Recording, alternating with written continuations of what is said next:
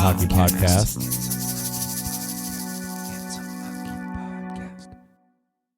Here we are, episode 47, which you've all been waiting for with bated breath because I got sick and we couldn't record last week. But out of the ashes of that sickness is a lot of shit to talk about. We're going to talk about only two things this week, the first of which you're hearing now is the Blackhawks. Yeah, the Blackhawks Jenner Block special report on the incident surrounding the meeting surrounding Brad Aldrich's sexual harassment and assault dropped, and boy, did it drop. Holy cow. It was like hockey shit Christmas. Like, they released the report in its entirety as promised, and in the same breath, Stan Bowman resigned and Al McKissick was forced out. The two administrators that were left and implicated in the report, having McDonough gone before them, and what else am I thinking of? Cheveldayoff and yeah, and Cheveldayoff and Mark Bergevin and Joel Quenneville, obviously at other locations right now. And the report was damning, to say the least. That the Blackhawks paid for it and released it as promised to such consequences is pretty amazing. I don't think, the consequences have quite lived up to what happened yet, but I mean, it seems like them and the NHL are at least sort of putting the airs of trying on. They did for a couple of days. Yeah. We got maybe 3 days of like the NHL pretending to give a fuck about this. Yeah. And we'll get to all that later. I think, most important, or not most importantly, first, don't worry, we've got lots of takes on this. Yeah. There's so many damn layers to this gross ass onion. Like, it's going to take us a while to sort of go through it. And so that's why we're dedicating a whole episode to it. So because of this, these layers that Evan speaks of, we're just going to kind of go through the chain of events, not with what happened in 2010, but with what happened once the report came out.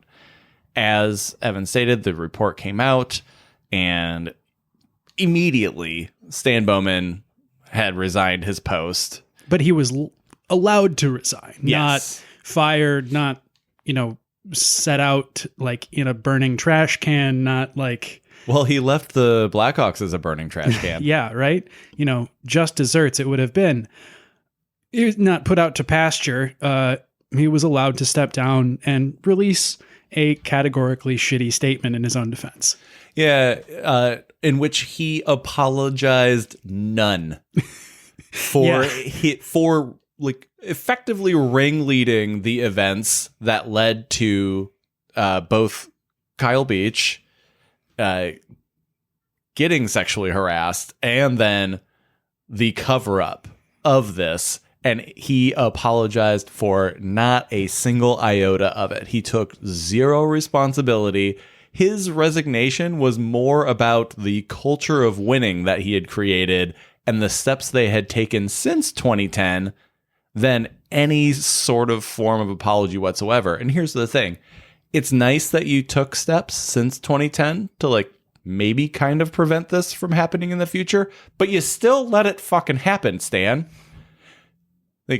You are the son of the greatest hockey coach of all time, and you are a poo-poo fart boy. This is disgusting. And his statement highlighted, exactly what the problem was. It was a culture of winning over all else.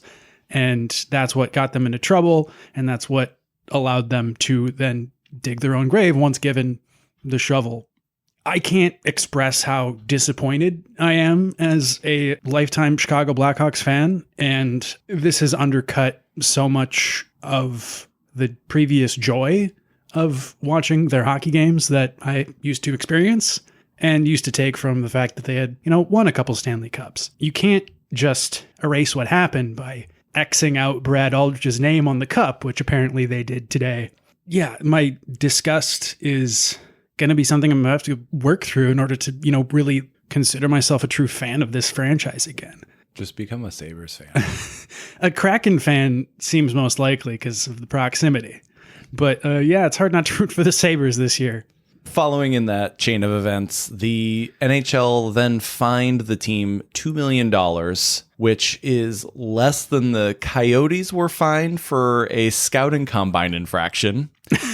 And less than the Devils were fined almost a decade ago for salary cap circumvention with the Kovalchuk contract. The amazing contract of Kovalchuk, yeah. Both of the... That was a $3 million fine. And, the Coyotes gate was how much?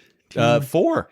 And they both lost draft picks. Right. Chicago, $2 million for allowing a sexual predator to not only walk amongst your midst, to stay there, let him celebrate and have a day with the cup, and then let him run free in the wilderness to where he could sexually assault other young boys. $2 million.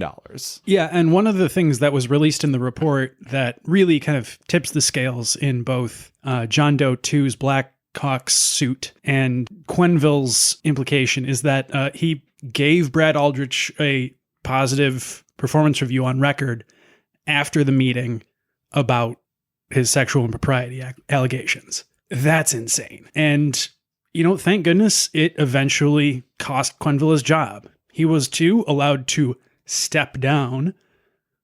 But at that point, the pitchforks were out and the... Mine's still out. Yeah. The It's going stab, stab, stab, stab, stab, stab, stab, stab. That involuntary stab. We've worked on this, Jake. Sorry, it's back again.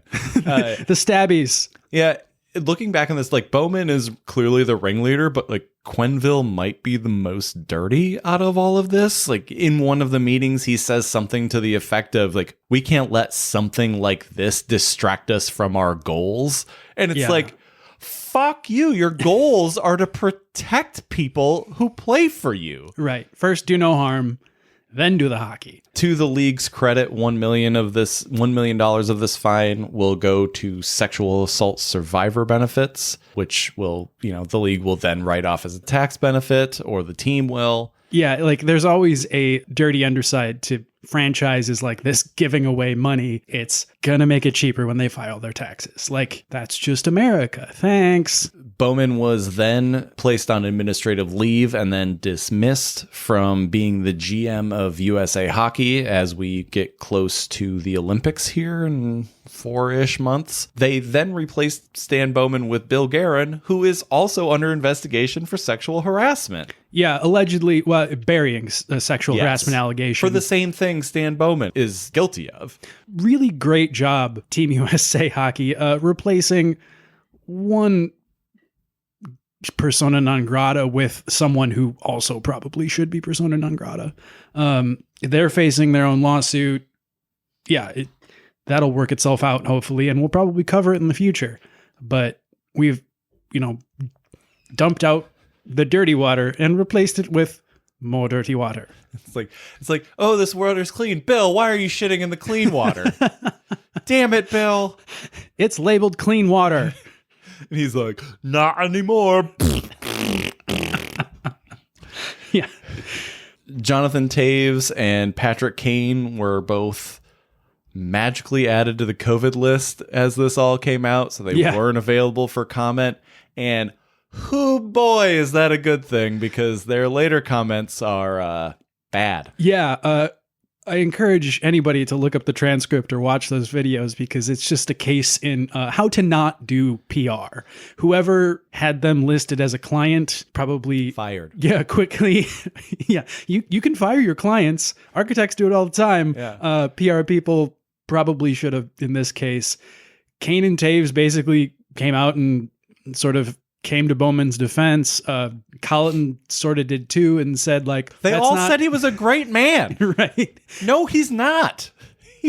He might be a good person outside of this, and that's fine. And a great competitor. But like, now is not the time to exalt the positive values of Stan Bowman. You say, you know what, Stan Bowman and I go back a long ways, and this was handled poorly, and he, is no longer with us for good reason, and I wish nothing but the best in the future, and my thoughts go out to Kyle Beach and the suffering he's gone through. Look at that. Better statement right there. Took me 3 seconds. You should do that for a living. Yeah, just deep fake me on Jake Monty on behalf of Jonathan Taves. Jake Monty, athlete PR manager, athlete spokesman. Yeah, or what am I thinking? Fixer. You're a fixer. Ooh, that's a hell of a title. Like Michael Clayton. I could charge so much money for that. That would be pretty funny though, if deep faking Patrick Kane's face onto yours. But my stupid voice. Hi, my name is clearly Jonathan Taves. And if I hated the person, I would give him goofy voices. That's why I was going with Patrick Kane, someone you already did not like. My name's Patrick Kane, and I'm here to tell you that Stan Bowman fucked up. Along those lines, their PR disasters go up there with someone from the Oregon Health Department last year at Halloween delivering daily COVID death totals in a clown mask. That belongs in true PR hell with all of these statements around Stan Bowman. Well, it's all a lack of understanding the moment, right? Yeah. Read the room. Yeah. First rule of comedy, read the room. Jonathan Taves, there's not a funny bone in Jonathan Taves' body. No. He went to a comedy show once, and in the middle of it, he farted and then walked out. He probably ordered milk. Yeah. Him and Nathan McKinnon would get along great, except Nathan McKinnon would probably notice, hey, that guy who covered up sexual assault is not a great person. Yeah, maybe actually read what his PR professional gave him first and not just wing ball it. And Stan Bowman's been doing this thing for a long time. He knows you have to go out and say the thing. You can even send Stan a text and be like, hey, Stan, I love you, but you obviously know I have to say these things. Mm-hmm. And Stan's going to be like, yeah, Jonathan, I'll see you at the country club at 3:30 sharp. And then Jonathan Taves comes out and says, Stan Bowman, while I have had a lot of respect for him in the years that I have worked with him, this really casts a dark shadow over that first cup and our time together. And I just want to send my deepest sympathies to Kyle Beach and his family, and hope that, he finds some respite. Hey, look at it. I've done it twice now. That's 2 better statements than Jonathan Taves even came close to saying. Yeah, so we've kind of been getting at this for a while, but on TSN, Kyle Beach called in with, was it Rick Westhead? Yes. And the anointed one, Rick Westhead. Let's just get that out of the way. That dude is a fucking dynamo. Yeah, especially for his activities around this story and, his dogged reporting when people like Elliot Friedman have kind of shied away from talking about it until now. Yeah. At R Westhead on Twitter, if you are on the Twitters. But, having a reporter like that makes it possible and more likely for victims like Kyle Beach to go and do what they did and give a very poignant, touching, and powerful interview detailing a little bit about how he's feeling and then apologizing more than anybody else in this situation so far. He apologized for not doing something sooner. And to have him be the person apologizing, the sexual assault victim in this scenario, more than any of the other adults involved, is a travesty. It's insane. Kudos to this guy for stepping forward and giving the interview the way he did and doing the right thing that 10 or 20 people have failed to do. Well, and he spoke up and he said, I apologize for not doing something sooner. He did something when it happened. Yeah. And nobody listened to him. The NHLPA didn't listen to him. The Blackhawks didn't listen to him. The NHL didn't listen to him. Nobody listened to him, or they listened to him, but in the back of their head, they went, Stanley Cup, Stanley Cup, Stanley Cup. Let's stay on Kyle Beach for just a second. Like, the amount of courage that it takes a human to face the demons that have been perpetrated against them. Mm-hmm. You know, he's been John Doe number one for a long time now. And he has, rightfully so, had that blockade up to where he didn't have to face the public. He could allow his lawyer to face the public and let the courts decide. This report effectively singled him out.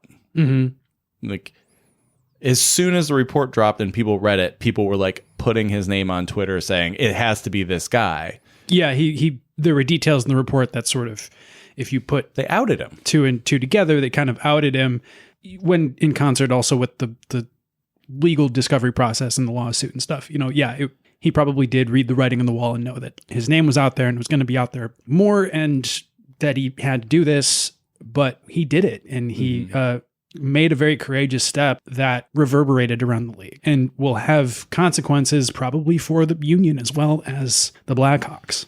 Well, you talk about the reverberations there, like something as simple as the entire Bruins organization sitting down and watching Kyle's interview together, while seemingly kind of it's a great gesture. But something like that has the potential impact for both young players and vets on that team to say, you know, we also could do more. Because like, how many people in the NHL know people who have had a similar situation to Kyle Beach, and you know their day hasn't come yet. You know, or it didn't have the same sort of reverberations. Yeah, so Kyle coming out and having such a profound and moving and courageous interview really kind of furthers or cements this idea that he is doing this for something bigger than him. Mm-hmm. This isn't about him. And, you know, on some levels, yes, it is about him. Like, right. But it's more than that. And in that interview, you could tell that like this is not his moment. He's not viewing this as a victory lap. Like, this isn't what he set out to do, but he is, you know, hopefully creating a platform for other victims, for other folks who have had these transgressions happen against them, to have their voice heard as well. Hopefully John Doe number 2's voice, even if it stays off the record, is heard now. You know, hopefully people are able to come forward with these who have experienced similar debilitating and horrific events, you know, perpetrated against them. Hopefully they feel emboldened and are able to use their voice and speak their truth. And we start to see, I mean, I don't want to see any other things come up. I would love to live in this fantasy land where this has happened nowhere else. But hopefully because we know that's not true, hopefully the folks who are out there who have had these heinous crimes committed against them, hopefully this gives them some courage and gives them, not courage because they've been living with courage their entire lives, but the ability, the like platform to actually speak their truth publicly as well, or in whatever way they deem suitable to their needs and what they need or what they want. Yeah, and confirming that he was John Doe number 1, and then, you know, people kind of putting together history and kind of taking then a look at his career. His career was derailed by this. He was a first-round draft pick. He had things that were expected of him from a performance standpoint, and he was, you know, kind of on his way up to the big show when Brad Aldrich was using his power over him to abuse him. And now he's in Europe. Kudos to him for working through hockey and still being a hockey player. But there were economic damages also perpetrated against him in addition to the sexual harassment. And he was maligned back in the day. And a whole lot of reporters have had to kind of eat their shit because they, cast him aside, whether it was kind of official reporters or sort of, lower kind of fan writing blogs. Like, a lot of people talked a lot of shit back in the day about how he was a bust and a flame out. And obviously they didn't know. But that just underscores, like, you don't know what people are going through. Everybody has their internal battles. And to be too hard even on athletes, is showing that it shows that you don't give a shit about what people are like under the label and under what they're doing for you. And we all kind of need to do better from that perspective. So back on the chain of events. Mm-hmm. So the report comes out. Bowman loses his job. Al McKissick loses his job. Taves and Kane come out and say really stupid shit. In the meantime, Bettman, Gary Bettman, Uncle Gary of Gary Bettman fame, comes out and says, I will have meetings with Joel Quenneville and Kevin Cheveldayoff, and we will discuss the findings in the report, and we will go from there. In the interim, before those meetings can happen, Joel Quenneville is allowed to coach another game for the Florida Panthers. Right. Meanwhile, everyone's sharpening their pitchforks and getting, the rag soaked in gasoline. Like, if you're the Panthers, why? Yeah. Just say, hey, you know what? A lot of things, today has been a rough day. A lot of things have come to light. In light of those things, we have asked Joel to not coach tonight. Mm-hmm. And he is meeting with Commissioner Gary Bettman tomorrow, and we will have a statement after that meeting. If he was on the Blackhawks, they would have just said, he has COVID. Yeah. So the meeting with Joel Quenneville and the NHL brass happens. Apparently, the management for the Panthers was allowed in that meeting. And in that meeting, Joel Quenneville ultimately stepped down from his post. Mm-hmm. Again, not fired, not summarily dismissed. It's in my best interest and the interest of the team to step away at this time. You think, Joel?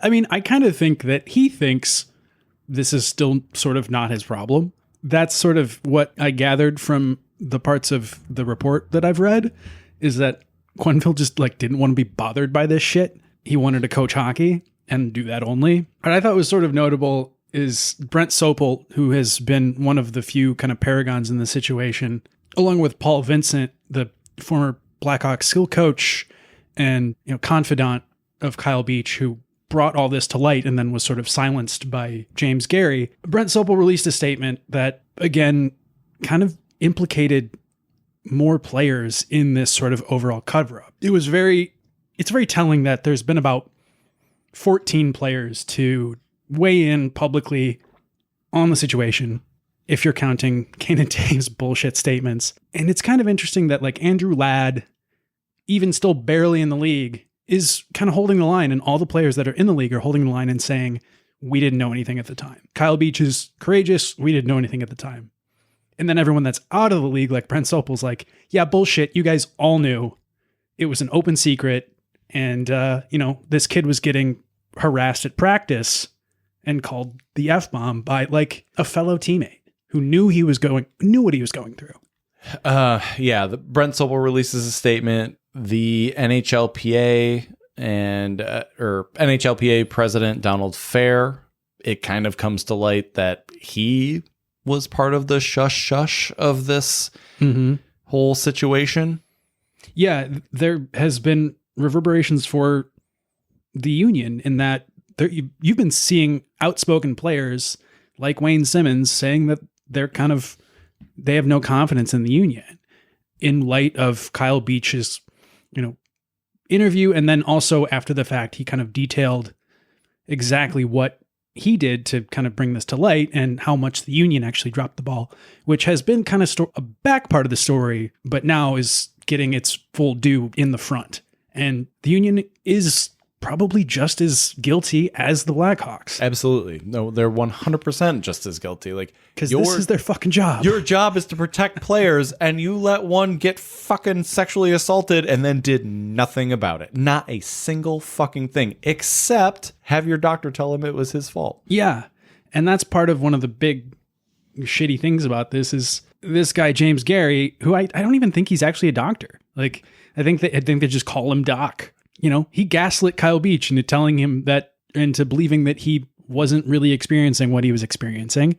And that's part of what allowed Brad Aldrich to go and abuse other people, including sexually harass other members of the Blackhawks, like before he was, not fired, allowed to go. Yeah, that's another thing that came out in the incredibly damning report is that Aldrich abused an intern before he left. In addition to abusing probably at every stop they're in. Now they're investigating his time immediately after the Blackhawks, which was at USA Hockey. And Miami of Ohio has released information kind of a few months ago, but he abused there. At least 2 players at Miami of Ohio. And they're looking into his time at Notre Dame as well. I mean, let's be honest, though. Who's better at hiding sexual harassment and assault than the Catholic Church? But there was obviously smoke coming from that program, and that you heard like players talking about Aldrich and how he was kind of buddy-buddy with all the players. So, you know, the likelihood that he abused at some level, or at least groomed or tried to, is very high. There was a meeting on this past Monday, November the 1st, about Donald Fair and his involvement. Nothing really came of the meeting, although there is still some expectation that he might lose his job, and let's hope. Quenneville, we already said that Quenneville met with Gary Bettman and stepped down. The NHL released a statement about Quenneville's resignation and effectively told him, hey, if you ever want to come back, just let us know. You're a bud, Joel. You're a ball. Well, I don't know if I completely agree. I sort of read it as like a soft show cause penalty from the NCAA, and that like... Every show cause penalty from the NCAA is soft. That's true. But yeah, like, okay, if you get back into the league, you're going to have to justify it in some way. But I think a lot of people's interpretation of it, as you are making, is valid and probably cynical with the right one. Then everybody was like, oh, well, Quenneville's out. Kevin Cheveldayoff, you're next, bud. Not so fast. The pitchforks got intercepted at the Canadian border and were unable to make it all the way up to Winnipeg. They made it all the way to Lake Michigan and then just got stopped cold. It's because it's cold there. Well, yeah. So yeah, Kevin Cheveldayoff and Gary Bettman met and discussed the improprieties that were contained within the report, during which it is noted several times that Cheveldayoff was present at meetings in which this was discussed. And yet he is not being found culpable and therefore gets to keep his job. Yeah, I think there's a couple reasons for this. The league is fucking soft.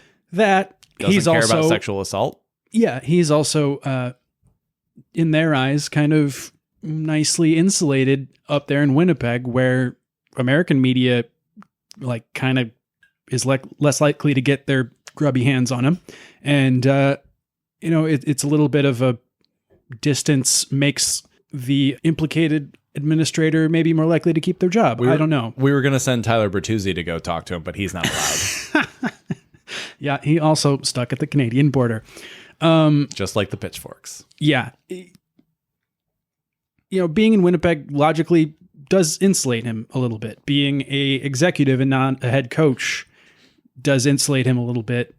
Being an assistant GM at the time and not the GM and not the head coach at the time, maybe makes him somewhat less culpable, but like not that much. No, it doesn't. He still had a position of authority within the Blackhawks organization, knew about what happened. Fuck him. He should be fired too. Yeah. I mean, he didn't say anything. He could have leaked things.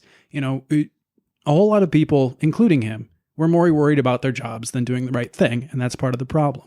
But being in a small market team and not being the coach behind the bench, it's not having a chantable name, kind of like Quenneville, in that like fans were chanting "Fire Quenneville" at any road stop. Like "Fire Cheveldayoff" is just a little bit harder for fans to kind of roll out. What about this one? Shovel day off. Fuck yourself. Look at that. It's chantable. You should be. You get fired. You should be like the. I don't remember what I was gonna say. Well, the next step in all of this was the league, thinking that they had done magic, decided to step in front of a hot mic with Joel Bettman, Gary Bettman, and Bill Daly, Joel Daly, Bill Daly. John Daly? I wish. Sitting down with reporters to talk about the wonderful job that they had done. They had cleaned up the streets of the NHL. There wasn't going to be any sexual assaulting on their watch. Not anymore. That didn't go as planned.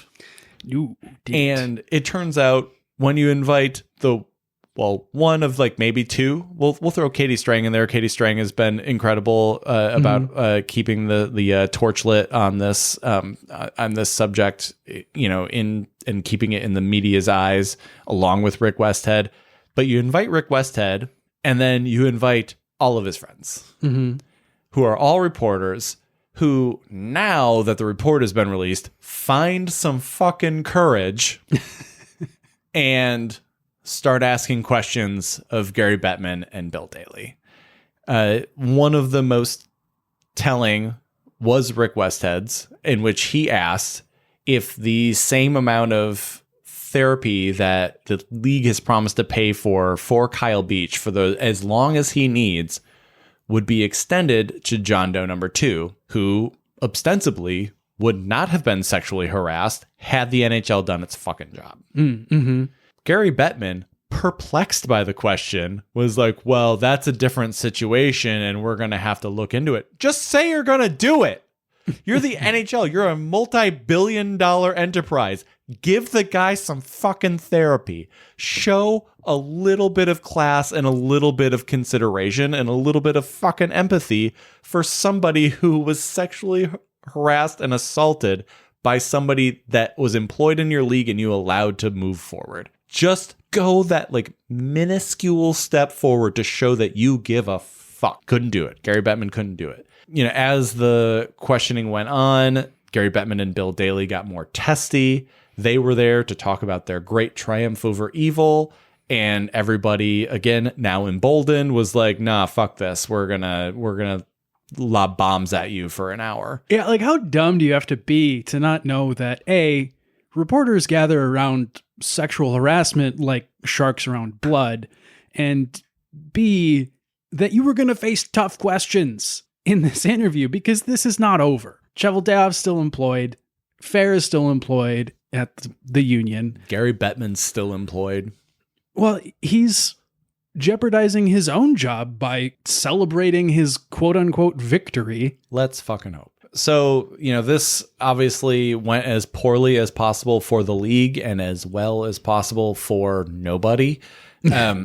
We did get some tough questions and some non-answers that came out of it. The league tried to kind of like pomp and circumstance its way into like talking about all of the advancements it had done, but ultimately promised almost nothing. They did talk about how they wanted to open up the hotline that they have that is available for players and personnel in the NHL to call if they find themselves to be a victim of harassment or many other things, to all levels of hockey, which would be a nice small step, but like it needs to go deeper and farther than that. And it can't just be about sexual harassment. It has to be about the inherent racism that we see in the league or in hockey, the inherent sexism that we see in all sports, but also hockey.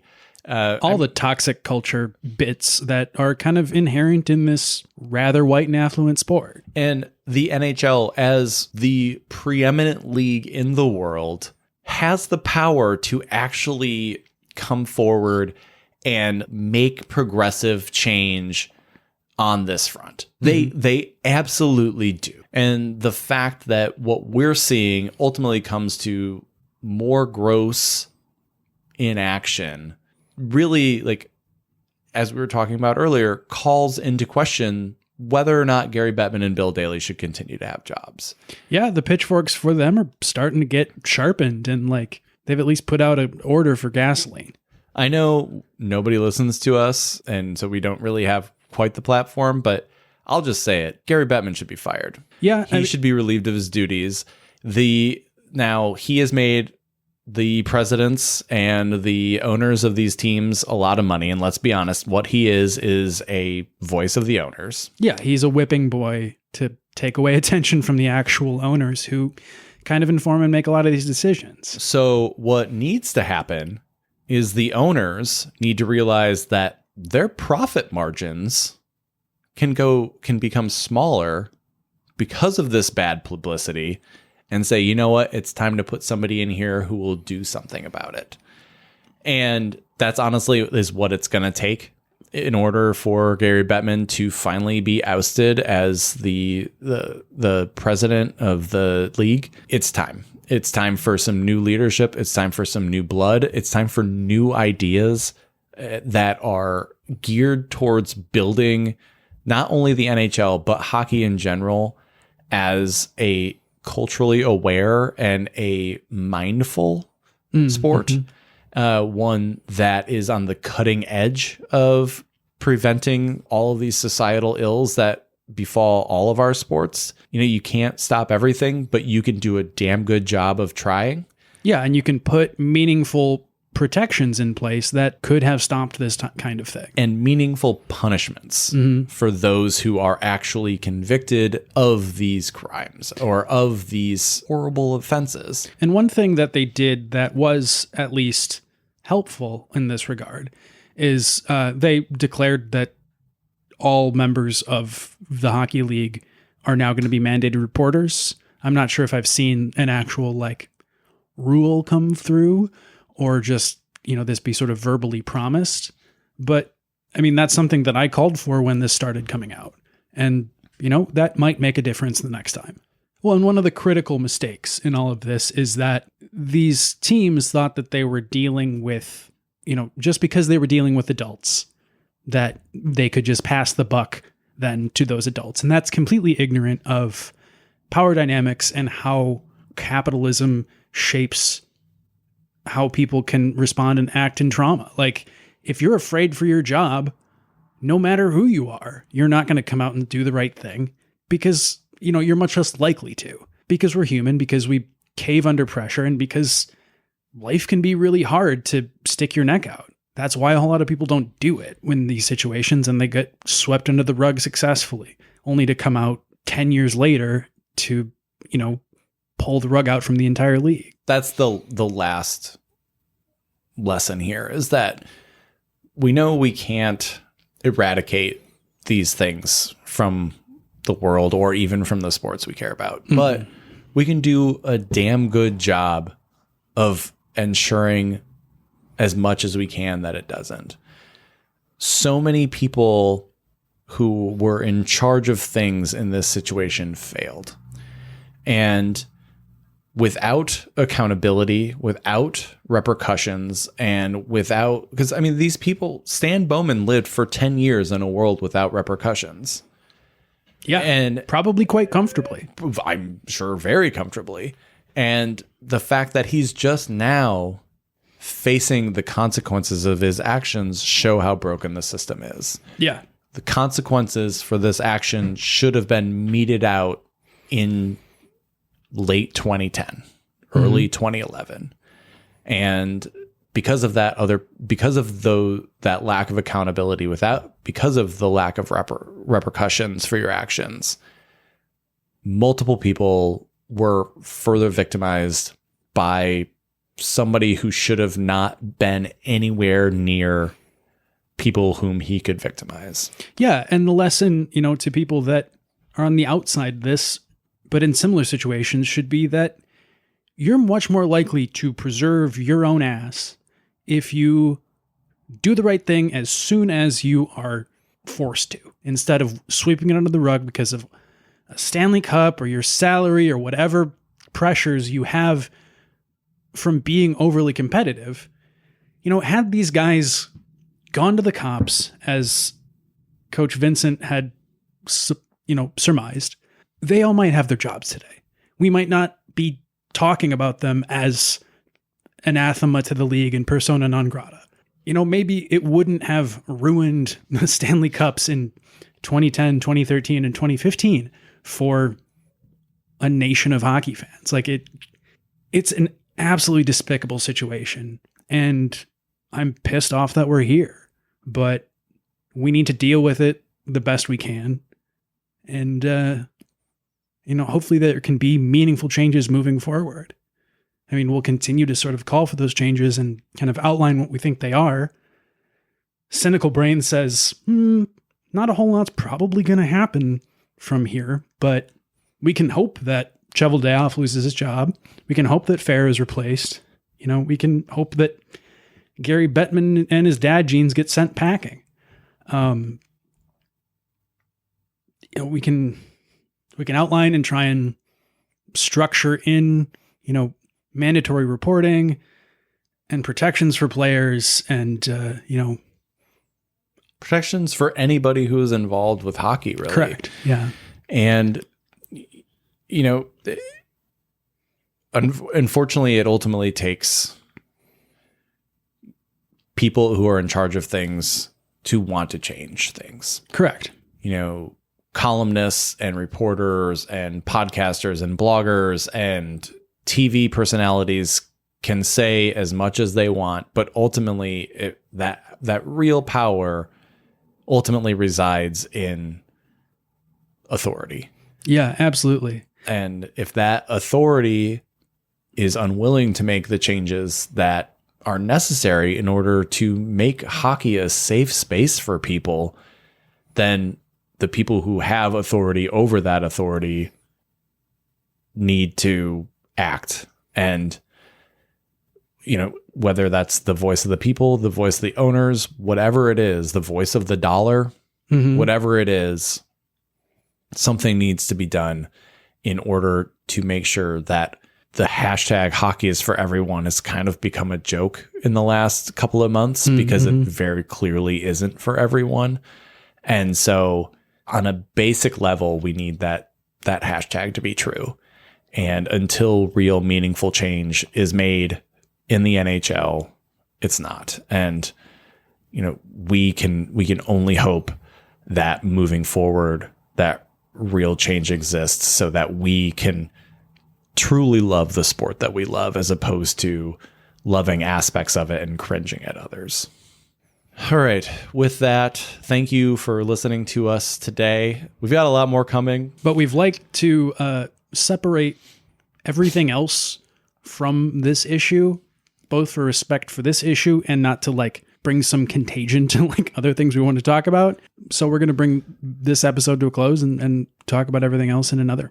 With that, thank you so much for listening. This topic especially is one of those that it needs a voice and it needs a platform, and we're happy to be a small part of that. So thank you for listening.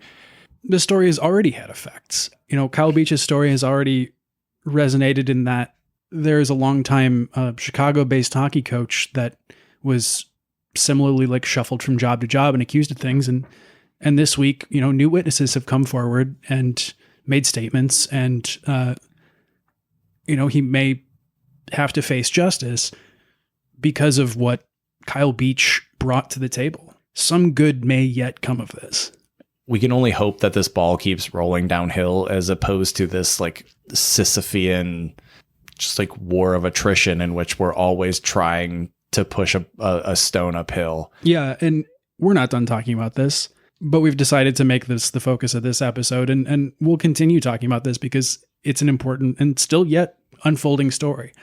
We've kind of reached a bit of an inflection point, and, with all of this information and all of these things going on, but it's not over. It's far from over. All right. And with that, thank you again for listening. We, as always, appreciate you greatly. You can find us on the internets at handsomehockey.com, the Handsome Hockey Podcast Instagram page at Handsome Hockey on Twitter, or handsomehockeypod@gmail.com.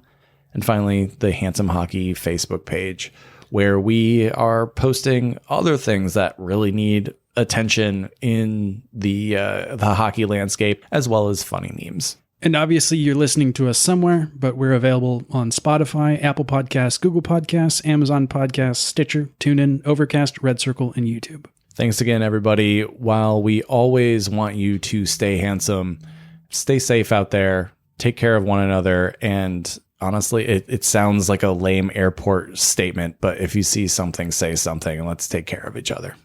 I can't quickly translate all that in French, so restez beau, tout le monde.